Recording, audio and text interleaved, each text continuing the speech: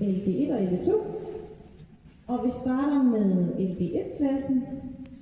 Og jeg tænker, vi starter med at tage dem, som ligger lige ude på placering i vilkårlig rækkefølge. Og så tager vi dem, der har fået de 3 placeringer til sidst.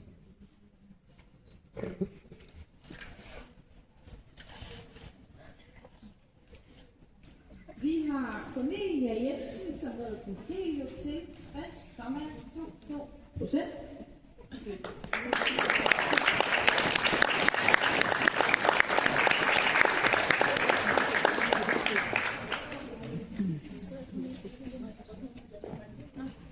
Så har vi Esther Lassen, som red på Natos til 64,5%.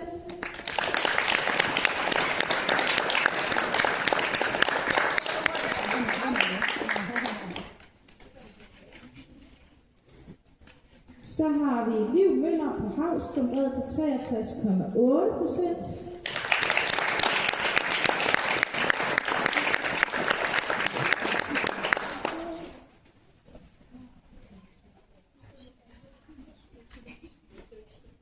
Så har vi Sigrid Mørkvær, som red på Bøje til 66,5%.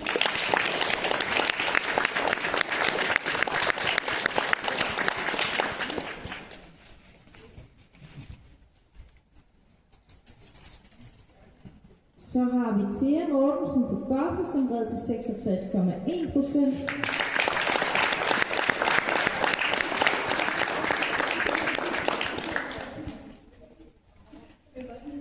Så har vi Ida Thornberg, som red på Havs til 64,5%.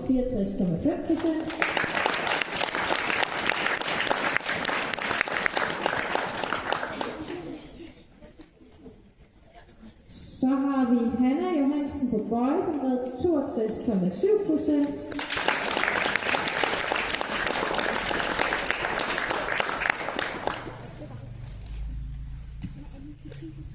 På en tredjeplads i L1 har vi Frida Frost på Otto, som red til 66,8%.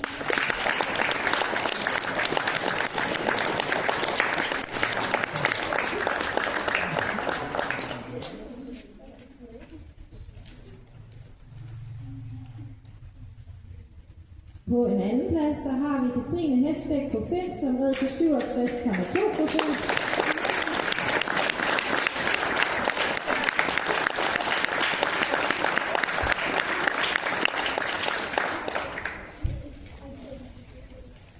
Og på en førsteplads i L1 har vi Karla Lauritsen Havs, som red til 68,18%.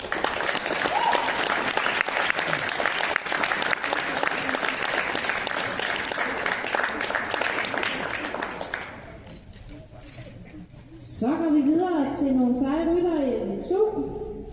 Og der tager jeg også dem, der ikke lige havde. Der er kun én placering, så det var ret tæt løb her i den her L2, fordi der kun er 4 ryttere. Vi har Angel Rosdal på Naxos, som red til 63%.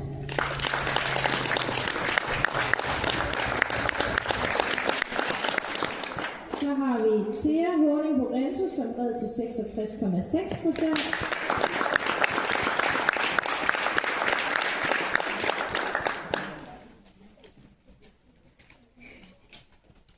Så har vi Victor Hansen, som var fyldt hest lige pludselig, som red på Renzo til 64,2%.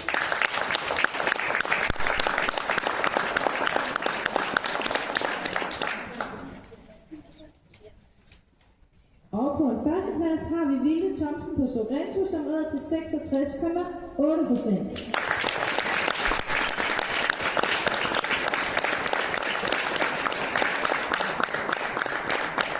Så er det jo sådan, at når man har fået en placering, så næste gang skal man jo ride et højere program. Så dem, som har fået en placering i dag, de skal øve på noget, der er lidt svært til næste gang. Nu skal vi have en æresrunde efter de 2 præmiepiger i højløb.